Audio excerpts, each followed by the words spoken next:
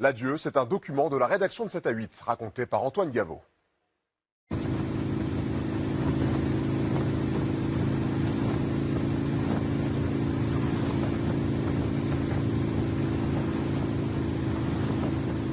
Malgré la température glaciale, moins 12 degrés, ces 40 motards originaires du nord de la France n'auraient manqué cette virée pour rien au monde.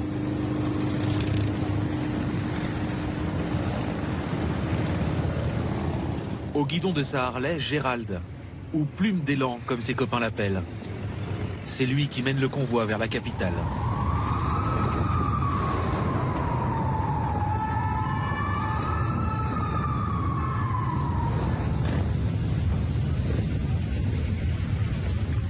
Ils rejoignent 700 motards, venus de toute la France.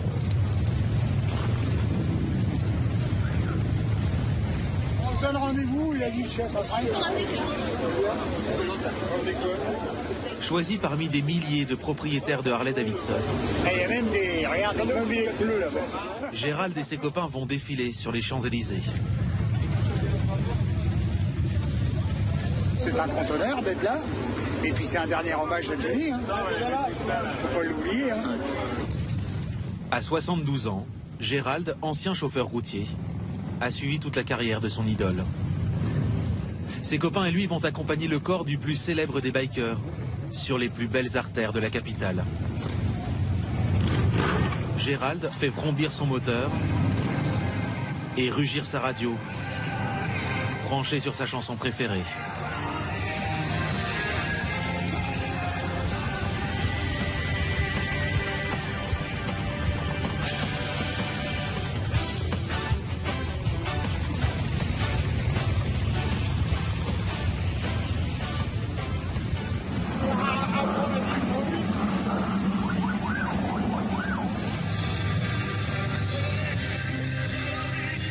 Le cortège des bikers va mettre 1 heure à descendre les Champs-Élysées,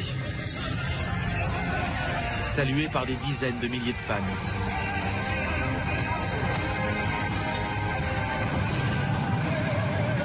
Regarde, il est là sur l'écran, mais tout attend. Je sais pas, c'est peut-être lui qui nous regarde.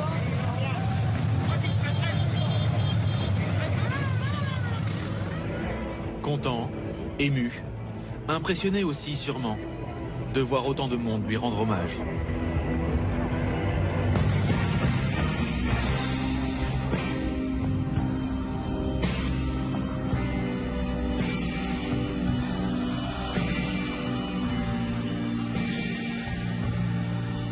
Il chantait Requiem pour un fou. Avait-il seulement imaginé que le fou deviendrait l'idole d'un peuple et l'image d'une nation? Son requiem à lui a rassemblé des centaines de milliers de personnes.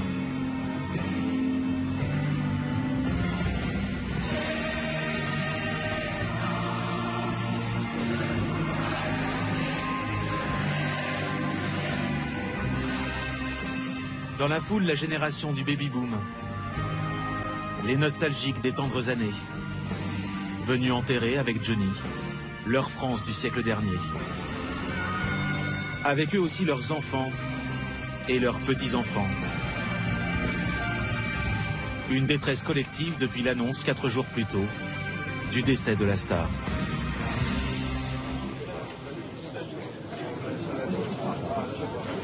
Johnny Hallyday s'est éteint dans la nuit de mardi à mercredi.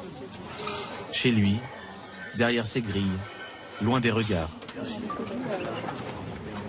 Tôt le matin, quelques heures après l'annonce de son décès, les fans se pressent devant la résidence.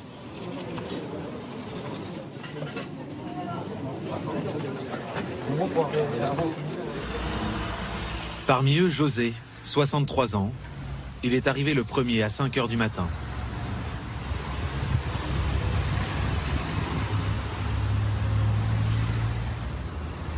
Tu vas me manquer, Jojo.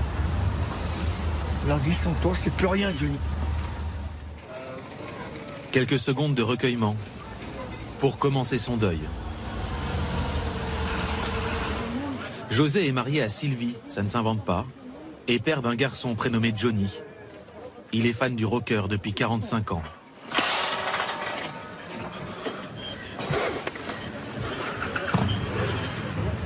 cauchemar. Vous l'avez appris comment? En partant au boulot. En partant à la boulangerie, il travaillait à la boulangerie. Tu crois que c'est pas un choc, ça? Attends, un mec qui a fait 60 ans de carrière. Attends, tu vas en connaître un autre comme ça, là? Je pensais qu'il avait cette vie, tu vois. Qu'il allait au moins faire encore, comme un Aznavour, 90 ans, tu vois. Au moins que j'arrive à 1000 concerts, au moins. Vous avez combien de concerts en tout? 780. José ne retournera pas travailler à la boulangerie ce matin. Pour les fans les plus ultras, perdre Johnny, c'est perdre un membre de sa famille.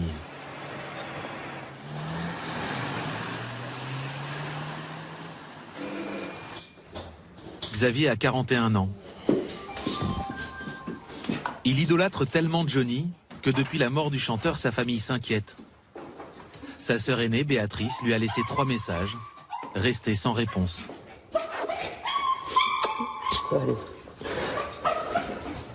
Elle craignait le pire. Elle est venue voir comment son frère s'en sortait. C'est une épreuve à passer. On sera là avec toi, puis... Même si c'est dur. Il y a maman, il y a tes soeurs, tes nièces, tes neveux, qui sont avec toi. Ouais. Malgré tout, je croyais quand même qu'il allait s'en sortir.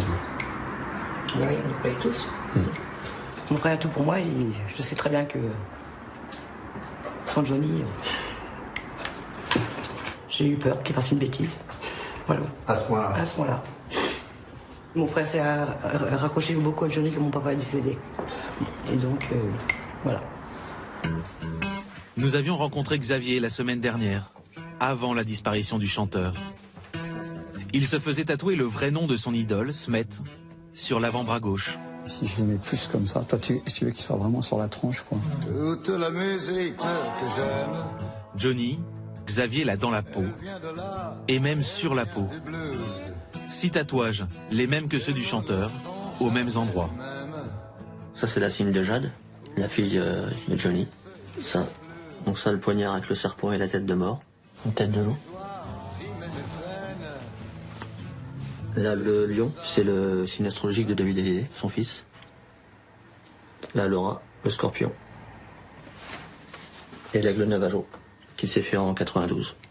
Moi, je pense que quand on vit une passion, c'est à fond ou rien. Moi, je vis les choses à fond. Xavier est un inconditionnel de Johnny Hallyday depuis l'âge de 9 ans.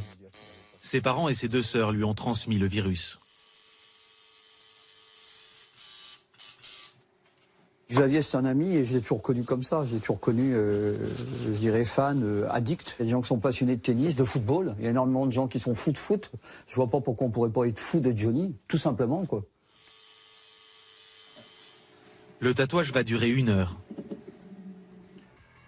Le prix, 150 €. Je te remercie.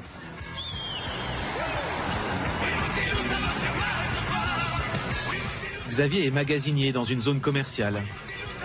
Célibataire, sans enfant, toute sa vie tourne autour du rocker.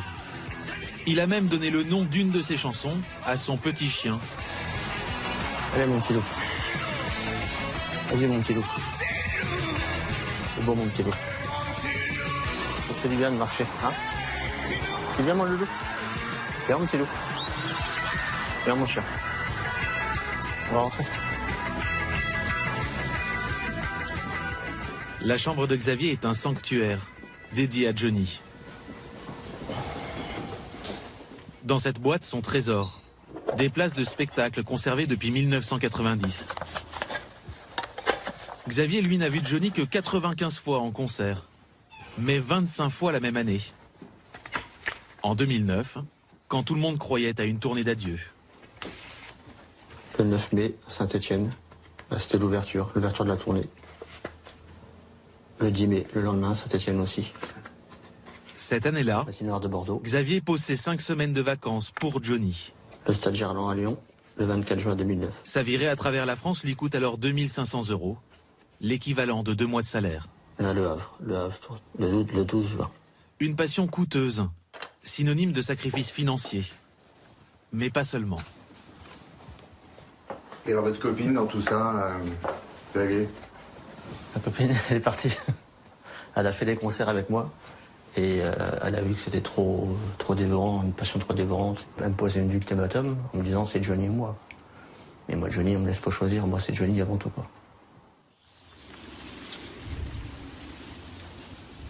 Depuis la mort de son idole, Xavier mange à peine, carbure au café. Il a pris rendez-vous chez le médecin.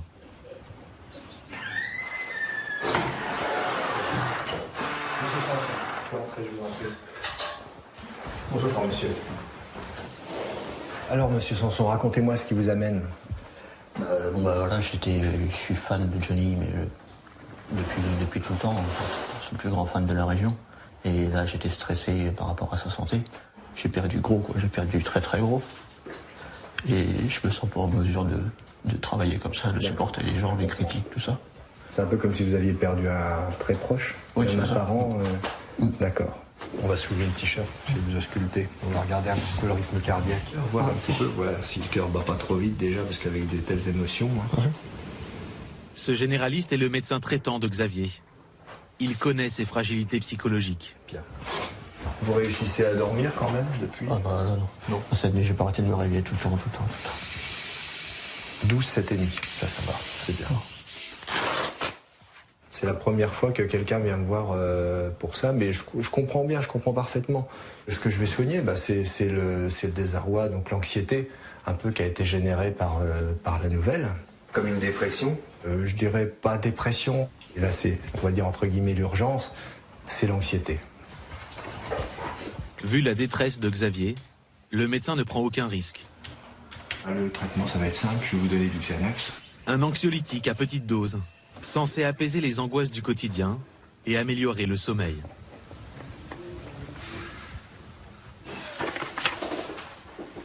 Le médecin lui prescrit surtout un arrêt de travail de 7 jours. Donc je mets sortie autorisée. Ouais. C'est pas démesuré, un arrêt de travail pour Johnny? Alors je sais pas ce que la sécurité sociale en dirait, mais non, parce que voilà, on peut être anxieux ou en désarroi pour problèmes au travail, problèmes familiaux, problèmes sentimentaux, mais tiens, les problèmes sentimentaux, c'est presque ça, parce que j'imagine qu'entre monsieur et Johnny Hallyday, c'était pas une histoire d'amour, mais c'était quand même une histoire de grand attachement. Et je pense que non, c'est justifié. Bon courage, monsieur. Je vous remercie beaucoup. Si besoin. Xavier affronte seul son deuil. Merci, au revoir. D'autres, à travers toute la France, ont fait le choix de se rassembler pour partager leur tristesse. Partout, depuis mercredi, on chante Johnny. Regarde un peu cette voiture. La voiture est vraiment faite pour moi. Il faut être fier pour eux avec ça. On chante Johnny avec Ted Sanders, l'ancien leader des Vagabonds, à qui la star a écrit une chanson en 1993. Cette voiture d'un bon vieux, avec Cyril dans les mains. Mercredi soir, il improvise ce concert sur un parking de supérette du Pas-de-Calais.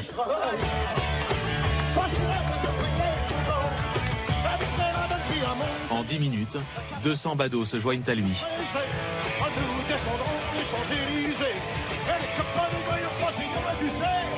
Il n'y a pas à dire ce gars-là. On m'a trop donné, j'ai la vie. J'ai oublié les rêves et toutes ces choses qui avaient un prix. On chante Johnny avec Charles, Alix, Arnaud et Quentin. 4 frères et sœurs de Paris. Tous cadres supérieurs. Tous fans de Johnny.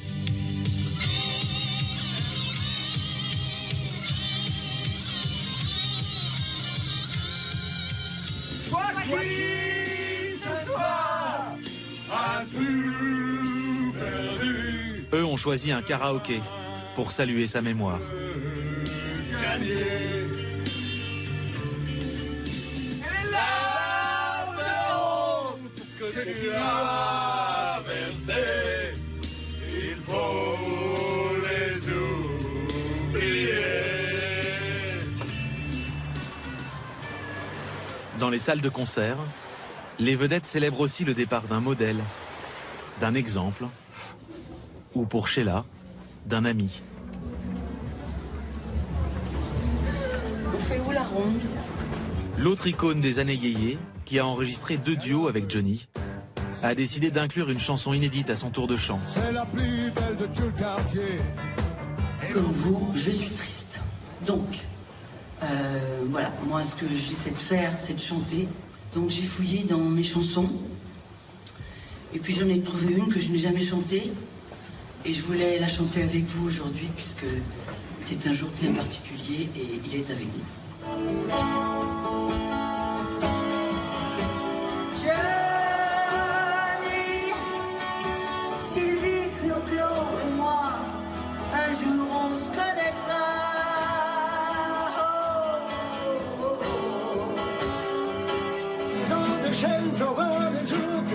Dans un autre style, hommage en musique aussi, dans ce club de bikers du nord de la France.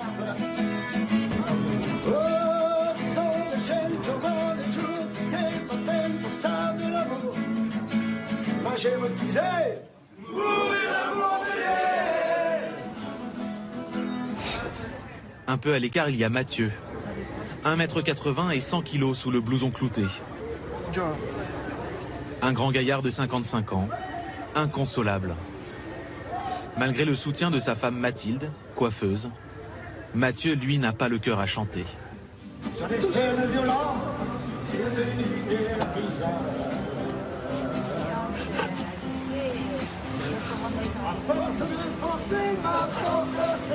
Depuis ce matin, j'ai pas ouvert, j'ai pas écouté aucune musique. J'y arrive pas. Pourtant, j'y écoute tous les jours. Mais là, je veux un peu de calme. Mathieu préfère faire chanter sa Harley Davidson. Il ne la sort que pour les grandes occasions. C'est une pièce unique. Il l'a commandée au concessionnaire de Johnny à Los Angeles et il l'a fait signer par son idole. Ah bah c'est à Bruxelles, ma dernière dédicace. Ma 7e, mais ma dernière, c'était en 2016.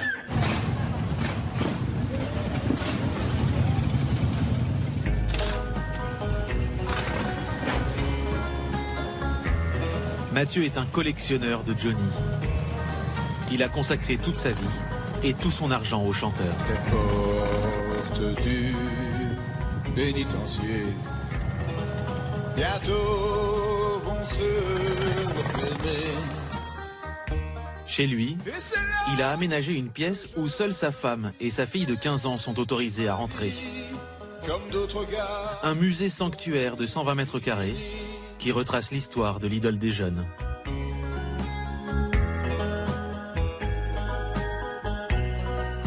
Mathieu est tombé amoureux de Johnny quand il était enfant, par hasard. J'ai 7 ans, j'ai une grand-mère maternelle qui m'offre un manche-disque orange à l'époque de la marque Cosmophone, hein, on ne peut pas l'oublier, tout le monde l'a eu. Et on voit dans sa prise unique. Et je vois un mec sort une Harley avec une longue fourche et des longs cheveux. Et je dis, je veux celui-là. Et ma grand-mère m'achète ce disque. Et vous l'avez encore? Bien sûr que je l'ai toujours, c'est celui-ci. Rien ne vaut cette fille-là, toi tu voles l'amour.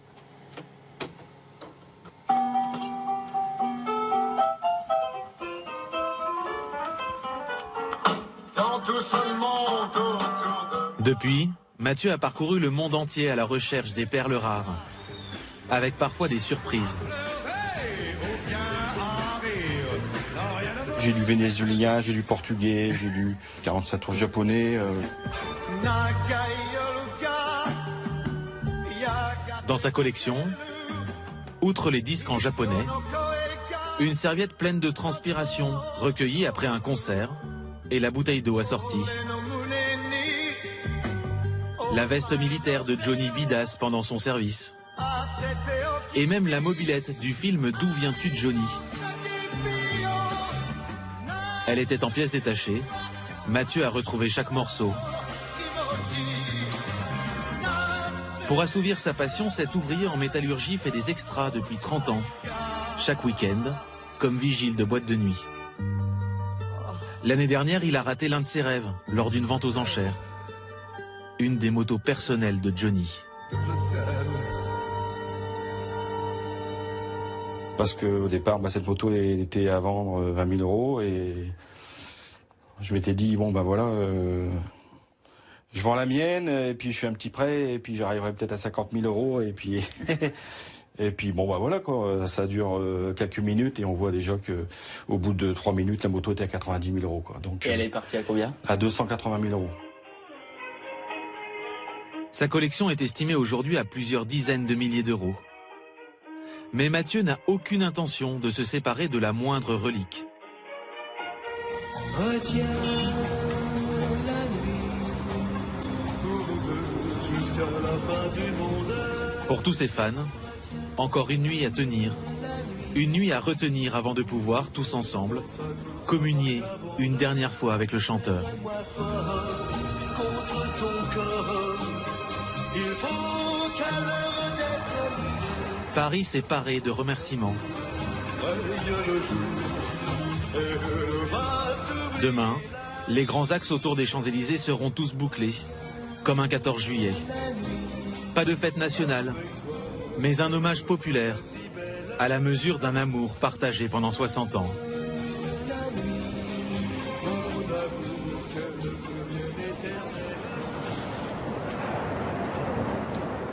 Cet hommage, il n'était pas question que Xavier le rate. Hier matin, le fan, toujours inconsolable, a pris le train pour Paris et bravé le froid glacial pour un dernier adieu à son idole.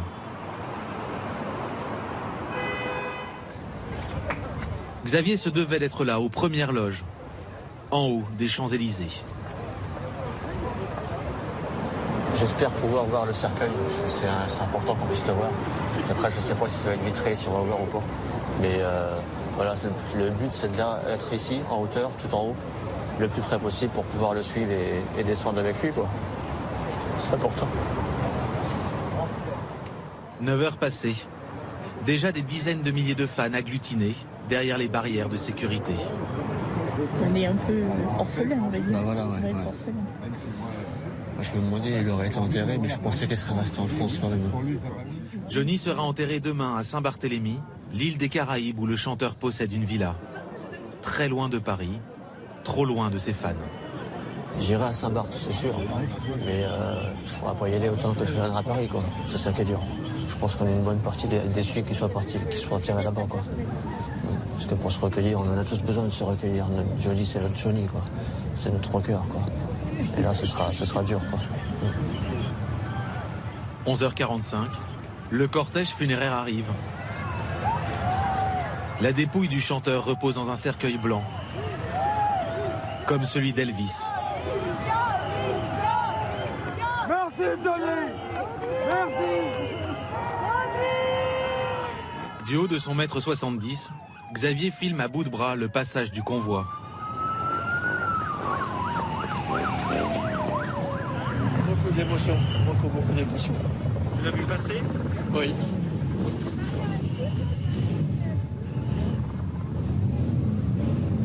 C'est un moment inoubliable.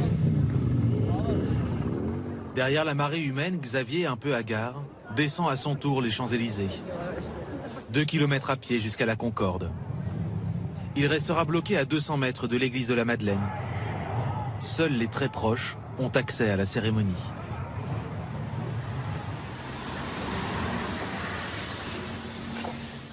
Parmi eux, Jean Basselin, un ami de Johnny depuis plus de 40 ans. Il a été convié par le fils du chanteur, David. David m'a envoyé des petits mots là, très gentils qui m'ont bouleversé aussi par rapport à son père, en disant que bon, il savait pertinemment que son père m'aimait et qu'effectivement il était hors de question que je sois pas à ses côtés à la cérémonie. Il m'a dit: c'est gentil Jean, merci beaucoup, tu as tout à fait partie de cette famille et si tu me demandes, tu en fais toujours partie, merci pour tes jolis mots, voilà, c'est David. Ancien pilote de course, Jean a été le secrétaire et le chauffeur de Johnny pendant 6 ans. Il partageait la même passion pour les motos et les voitures. Quand Johnny m'a embauché, il m'a dit: voilà, je veux que tu me montes un projet que j'ai depuis très longtemps. J'ai un peu de temps, j'ai de l'argent en ce moment, monte-moi un coup, on se traverse les États-Unis en moto à 4-5 potes. Au fil des voyages, des tournées, Jean est devenu un ami indispensable. Il a gardé quelques écrits de cette période, comme ce petit mot laissé spontanément sur un poster. Voilà. Et là, j'ai lu le truc. À Jean Basselin, mon petit frère, ton Johnny Hallyday. Boum. Ça calme. Hein. La famille du chanteur a aussi invité Julie, la fille de Jean, à la cérémonie. Prête? On y va. Alors qu'elle n'était qu'une enfant, elle a habité chez Johnny avec son père durant 3 ans. Villa Molitor, dans le 16e arrondissement de Paris. Là où la star a vécu dans un hôtel particulier jusqu'en 2000. Qu'est-ce que c'est que tu chantes? Elle partageait ses week-ends avec Laura Smet et garde un souvenir ému du rocker.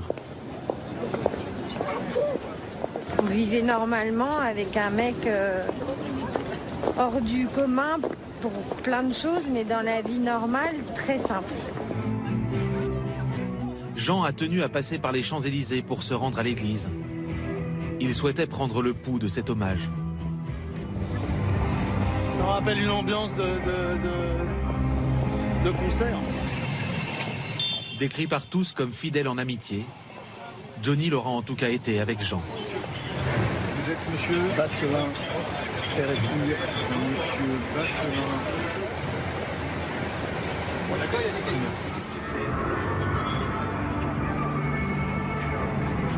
À quelques centaines de mètres de là, Sheila s'apprête elle aussi à rejoindre la Madeleine. Je vais accompagner mon pote. Voilà, donc je voulais être là, je voulais être avec lui, avec tout le monde. C'est mes 16 ans, c'est ma jeunesse, c'est des beaux souvenirs, des duos, etc. Donc voilà, je pense que je me devais d'être là. Avec la mort de son pote, c'est une partie des yéyés qui disparaît.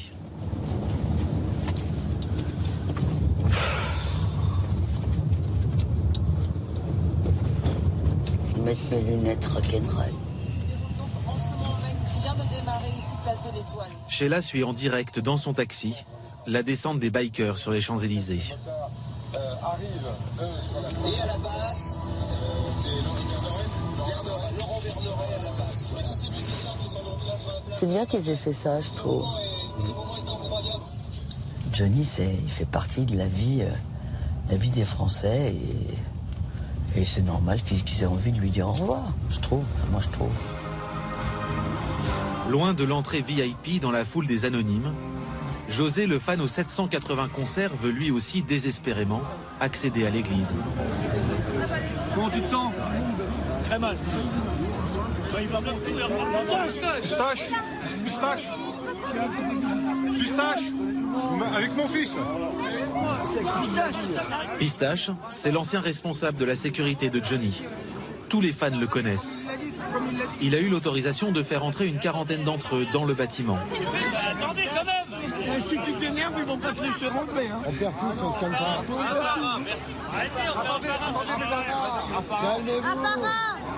Reculez un peu, reculez là. José a réussi à s'infiltrer, in extremis.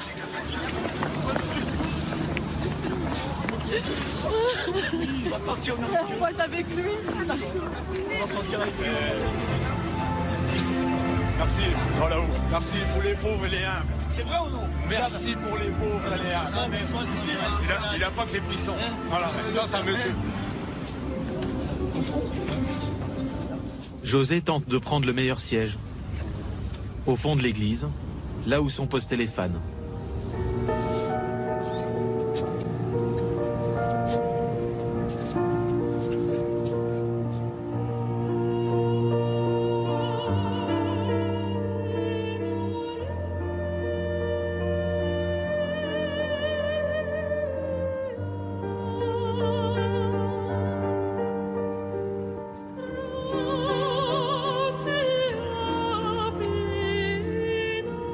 Dans l'assemblée, la famille, les amis de toujours.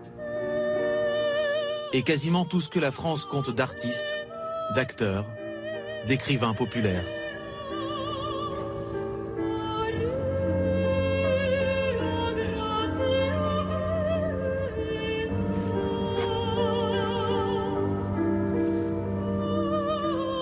président en exercice, 2 anciens, l'hommage de l'État au chanteur.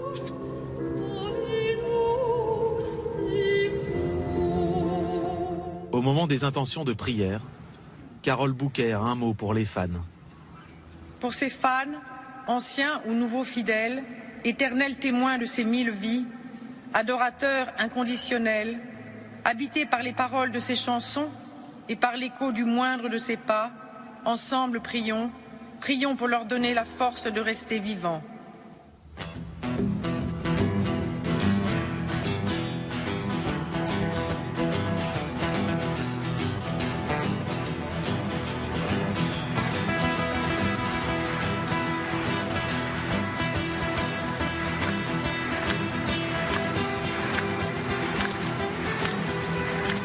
Sur la musique de la chanson De l'amour, les derniers rangs se lèvent.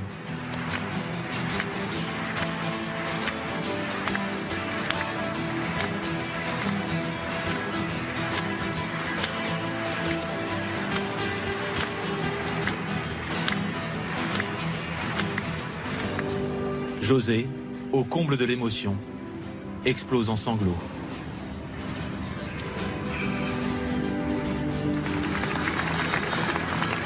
Merci Johnny.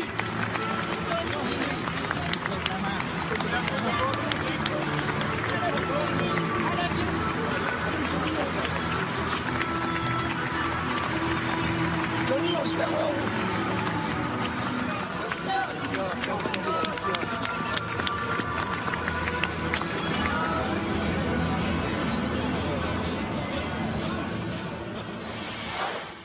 Johnny Hallyday par Jean-Philippe Smet et Jean-Philippe Smet par Johnny Hallyday. On vous propose maintenant de découvrir ou de revoir dans son intégralité un portrait de la semaine exceptionnel. Rarement la star, connue pour sa grande pudeur, s'était autant livrée face à des caméras. A tout de suite.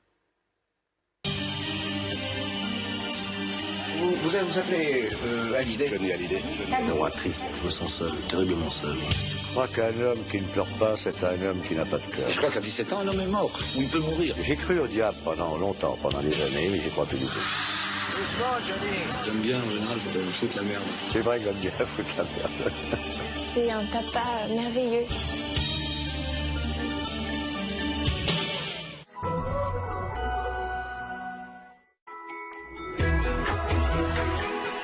Parler de Johnny que Jean-Philippe Smet. Vous allez voir ou revoir l'un des entretiens que la star nous avait accordé en 2005. Il s'y était livré comme rarement il l'a fait dans sa carrière. Un portrait de la semaine en forme d'hommage par Thierry de Mézières et Cyril Tépenier. Vous appelez Hallyday, Johnny Hallyday. Moi, triste, je me sens seul, terriblement seul. Je crois qu'un homme qui ne pleure pas, c'est un homme qui n'a pas de cœur. Je crois qu'à 17 ans, un homme est mort, ou il peut mourir. J'ai cru au diable pendant longtemps, pendant des années, mais j'y crois plus du tout. Doucement, Johnny. J'aime bien, en général, foutre la merde. C'est vrai que j'aime bien foutre la merde. C'est un papa merveilleux.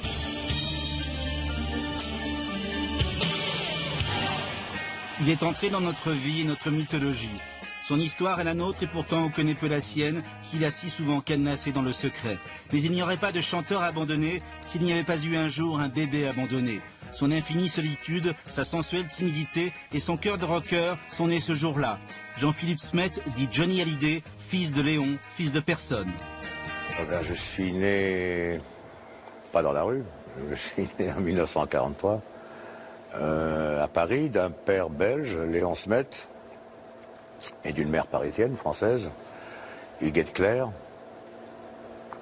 Et j'ai été abandonné par mon père à l'âge de 7-8 mois, qui est parti un jour, qui a vendu, pendant que ma mère travaillait, ma mère était mannequin vedette chez Lanvin à l'époque, et c'est elle qui faisait vivre donc la famille, puisque mon père ne travaillait pas. Et un jour, il a vendu mon lit, tout ça de bébé, etc., pour partir. Il m'a laissé sur une couverture par terre, et il paraît-il, hein, paraît-il qu'il est parti avec la crémière de la rue Lamarck. Voilà, c'est tout ce que je sais. Enfant solitaire, à l'ombre des jupons des femmes, Johnny va être élevé par une tante un peu bohème qui le trimballera à travers l'Europe. Puis adolescent fragile, boudeur et timide dans le Paris de l'après-guerre, il sera traité de bâtard par les Gavroches du quartier parce qu'il n'a pas de père. C'est vrai que les autres mômes des quartiers me disaient « Ouais, mais ta mère, elle t'a fait avec un boche, t'es un bâtard. » Et c'est vrai que ça m'a énormément fait souffrir. Donc, un soldat allemand, dans la tête des gens, c'était tout de suite la Gestapo, quoi. C'était tout de suite la croix gammée, quoi. Johnny, est-ce qu'on peut dire que l'infinie solitude est née ce jour-là? Que d'un seul coup, ce gamin, qui a dû inventer des papas parce qu'il n'y avait pas de père, qui a dû se débrouiller tout seul, a eu cette fameuse blessure de l'enfance qui, après, d'ailleurs, a décidé de sa carrière? C'est vrai que ça m'a beaucoup manqué. Je ne savais pas ce que c'était d'avoir un foyer. Vous êtes un petit garçon qui ne disait jamais papa ni maman? Non. Vous êtes très jeune, je crois. Oui, j'ai 18 ans. Oui. Vous avez 18 ans. Vous appelez Hallyday, c'est votre nom? Hallyday, c'est mon vrai nom, oui. C'est votre vrai nom. Vous êtes français? Mon père est américain et ma mère est française. Et c'est pas un pseudonyme, Hallyday? Hallyday, c'est pas un pseudonyme. Parce que de vacances au lycée à Hallyday, ça me paraissait être un nom choisi. Oui, il y a une lettre quand même. Oui, on n'est pas passé loin tout de même. En tout cas, vous aviez besoin d'inventer un autre père. Et pour inventer... J'avais besoin de croire à quelque chose aussi. Et pour inventer un père, eh bien, c'était la meilleure solution. Je me suis inventé un père américain, voilà. Je l'ai inventé tout entier. Il a fini par exister. Je l'ai fabriqué comme j'ai pu. Ce père que je n'ai jamais eu. Un jour, vous êtes à l'armée, vous êtes en caserne, et on vous annonce que votre père est là. Oui. Vous ne voulez pas le croire? Non, parce que mon père, je ne l'avais jamais vu. Et je me disais, qu'est-ce que mon père viendrait faire à Offenbourg, en Allemagne, à l'entrée de la caserne où j'étais en base. Et puis, je voulais pas y aller. Et puis, on m'a ordonné d'y aller, donc j'y ai été. Et puis, j'ai vu un monsieur avec un long manteau se précipiter sur moi. Alors, ça m'a fait un drôle d'effet parce qu'il m'a parlé avec l'accent belge. Et en me disant, je suis ton père. Et ça m'a fait un choc, déjà.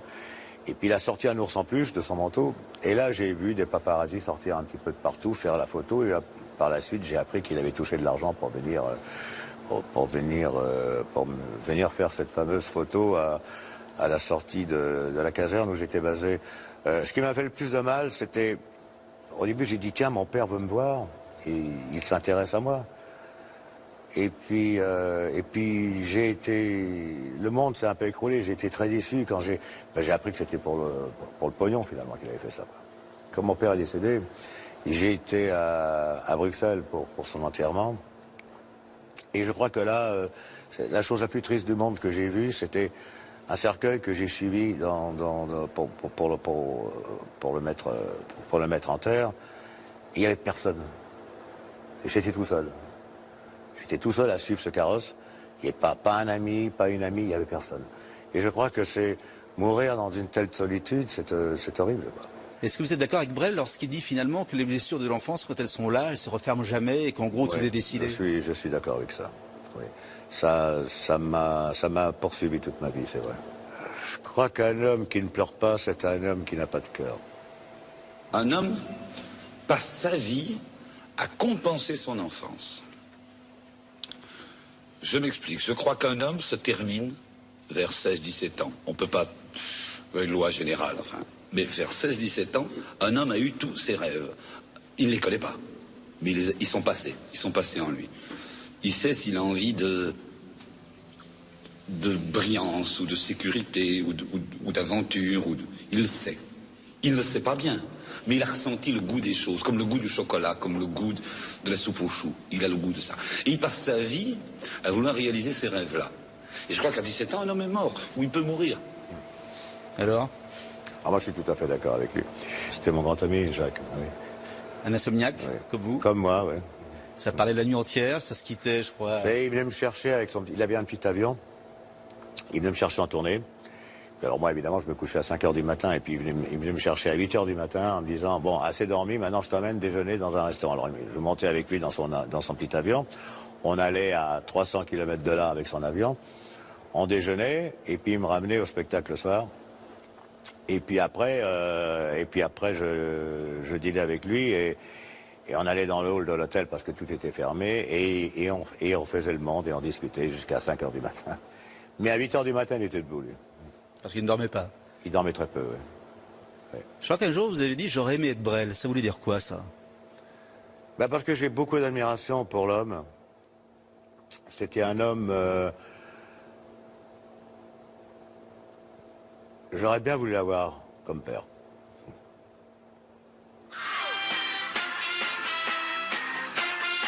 De ce manque va naître une icône en noir et blanc, jeune roi fou et désespéré qui donne en offrande son visage, ses muscles et sa sueur.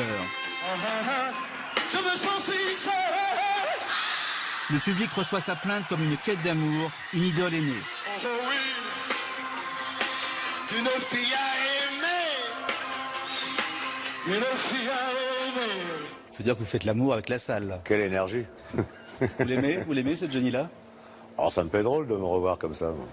Il est magnifique, non? C'est facile quand on est beau comme un dieu de crier à des filles « je cherche une fille à aimer ».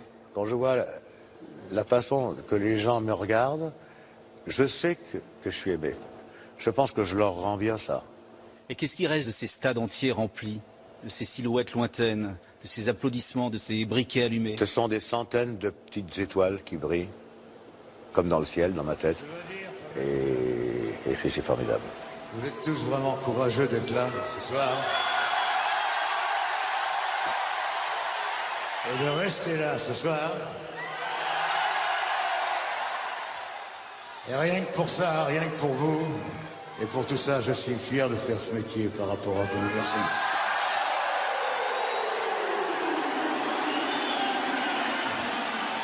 On n'imagine jamais ce que c'est qu'un chanteur comme vous lorsqu'il sort de scène. Et c'est quand même très impressionnant. On se dit qu'on reçoit beaucoup, mais que l'autre en face est épuisé. On a tout donné. Et puis, il y a une telle décompression, une telle solitude quand on sort de scène. On était devant tous ces gens pendant 2 heures, 2 heures et demie. Il y a un moment d'adaptation qui est douloureux. D'où viennent sans doute les insomnies après. En fin de compte, un artiste, ça n'a l'air de rien. Mais c'est très seul. C'est très seul parce que, moi je sais, moi j'ai des crises de cafard immenses des fois parce que je me sens seul, terriblement seul. Le roi triste.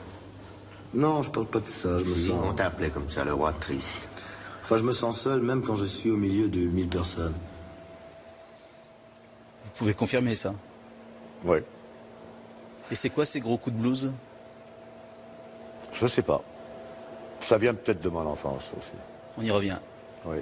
Est-ce qu'il est vrai que cette solitude, ce sentiment de solitude est si fort que ça va jusqu'à avoir peur, aujourd'hui encore, à 62 ans, de vous endormir seul? Que le soir est un moment d'angoisse? Que vous n'aimez pas la nuit qui tombe?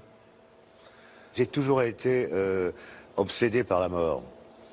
Et pour moi, le fait, c'est pas de mourir dans un accident de voiture, ou un accident de moto, ou dans un avion qui me fait peur. Parce que c'est des choses qui arrivent comme ça, boum, et on s'en aperçoit pas. Moi, ce qui me fait peur, c'est le temps. C'est le temps, c'est de vieillir, et c'est de se dire que, quoi qu'il arrive, un jour, on va y passer. Et ça, j'y arrive pas à me faire à l'idée. Bon, pour pas faire de jeu de mots, hein, mais... Et justement, on peut dire que dans votre vie, la mort n'a pas voulu de vous, mais vous l'avez voulu, vous l'avez titillé, vous l'avez cherché. Oui. Est-ce qu'à vos 30 ans, vous n'avez pas rêvé finalement de mourir à la James Dean? Est-ce que vous n'avez pas eu ce fantasme-là? Au début, oui. Je disais beaucoup de conneries quand j'étais plus jeune. Je disais vivre vite et mourir jeune. Bon, aujourd'hui, je pense plus du tout pareil. Est-ce que vous êtes d'accord, en tout cas, qu'à cette époque, vous aviez une forme de fascination pour la mort, même pour les armes? Oh oui, oui, oui, bien sûr. Est-ce qu'il est vrai que il vous est arrivé, en particulier avec Nanette Walkman, de jouer à la roulette russe avec réellement une balle dans le barillet? Oui. Et heureusement, la balle n'était pas dans le bon trou. Oui, je l'ai fait, c'est vrai. Moi, je fume, je me bourre la gueule, je baise, je fais tout. Et je suis en parfaite santé, tu vois, donc ça ne veut rien dire.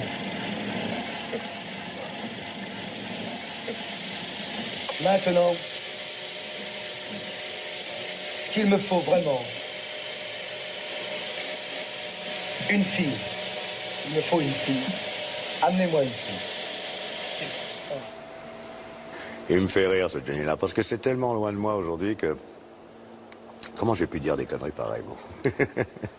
Enfin, vous êtes d'accord pour dire que vous en avez bien profité et Oui, que... ben oui, je suis toujours là, vous voyez. J'ai cru au diable pendant longtemps, pendant des années, mais j'y crois plus du tout. Il a fallu attendre 98 dans une interview du Monde à votre ami Rondeau pour que vous racontiez que ces chansons ne venaient pas de rien, venaient de la souffrance, venaient de la cocaïne aussi que vous avez pris le matin. Quelle a été la place de la drogue dans votre création?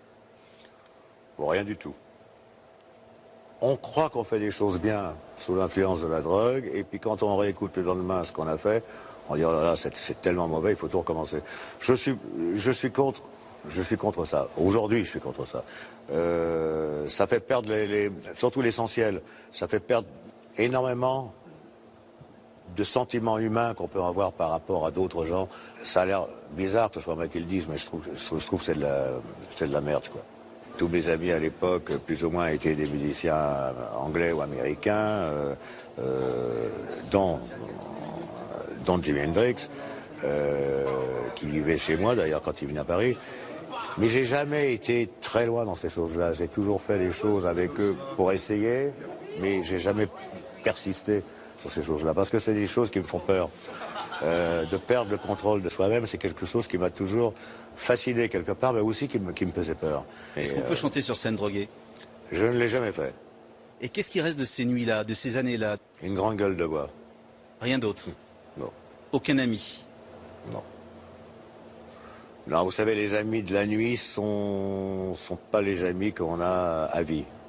Mais les pires gueules de bois avec Johnny ont toujours des lendemains qui chantent. Instinct de survie, sens du rebond et paradoxe du menteur. Derrière la fente de ses yeux, son bouc de tatar et son sourire d'ange fauve se cachent souvent l'espièglerie du roublard. Un de vos copains dit que vous avez un autre métier que personne n'ignore et c'est votre vrai métier, c'est menteur. Je suis assez menteur. Oui, ça je sais, mais enfin je voulais pas en parler. Mais c'est un vice. Je ne peux pas m'en empêcher. T'adores ça, hein? Ah, j'adore ça, tu vas savoir, c'est ce que je préfère. Et pourquoi? Je sais pas. Pourquoi pas? Non, mais j'aime bien. En plus, j'ai un défaut aussi, je sais pas si c'est un défaut. J'aime bien, en général, foutre la merde. Un peu, assez. T'as un côté un peu provocateur. Non, pas méchamment, toi. Mais on raconte des histoires entre deux copains, foutre la merde. Puis après, je leur dis que c'était des baratas, tu vois, je veux dire, mais... Ah oui, t'aimes bien quand même ça. J'aime bien foutre un peu, ça excite en plus, c'est excitant.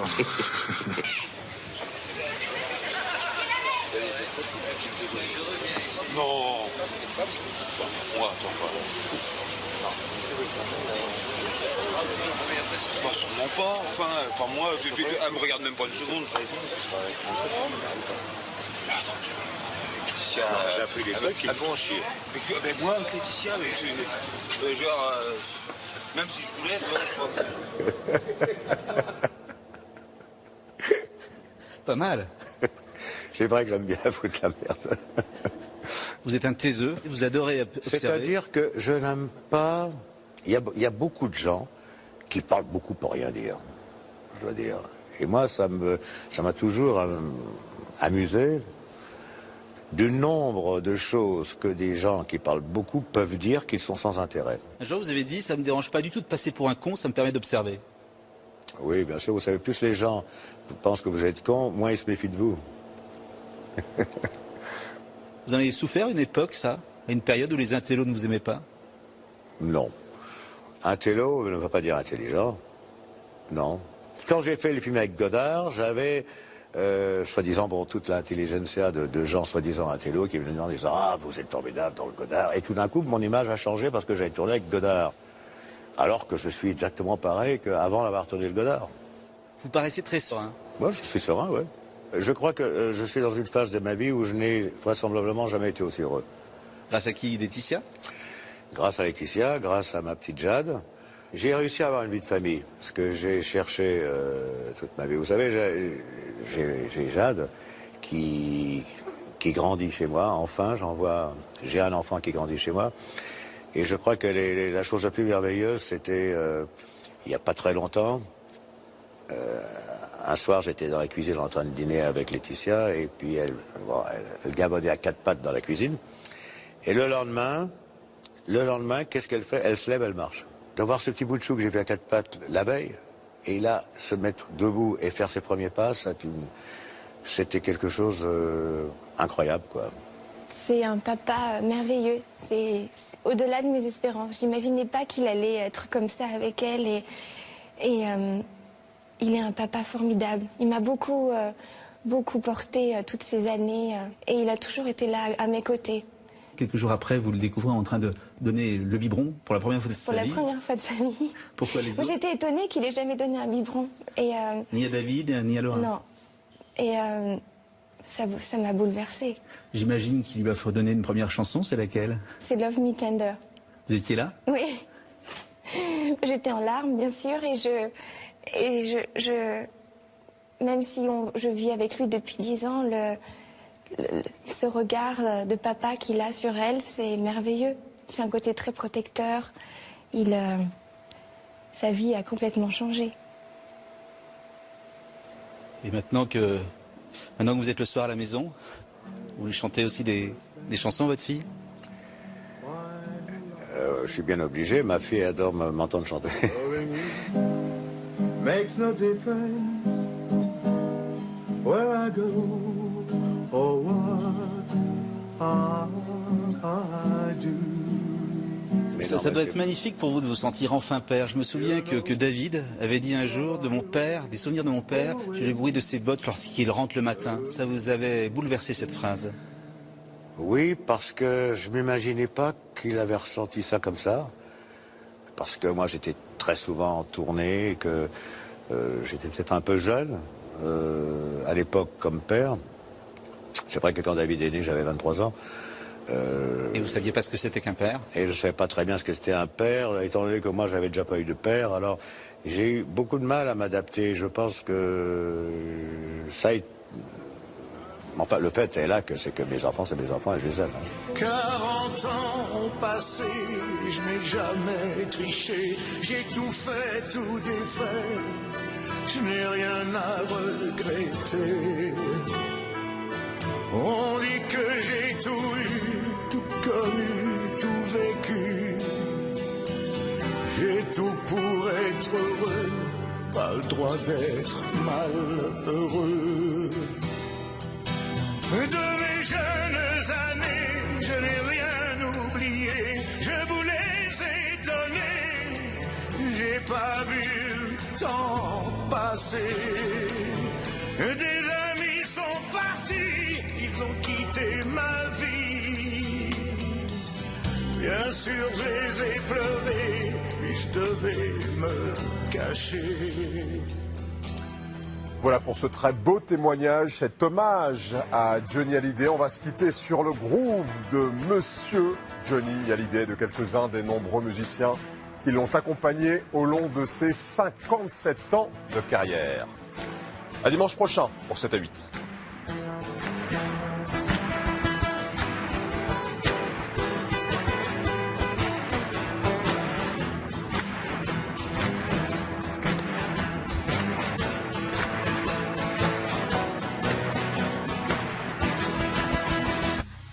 Un regard affûté sur l'info, c'était votre magazine avec la BMW série 4.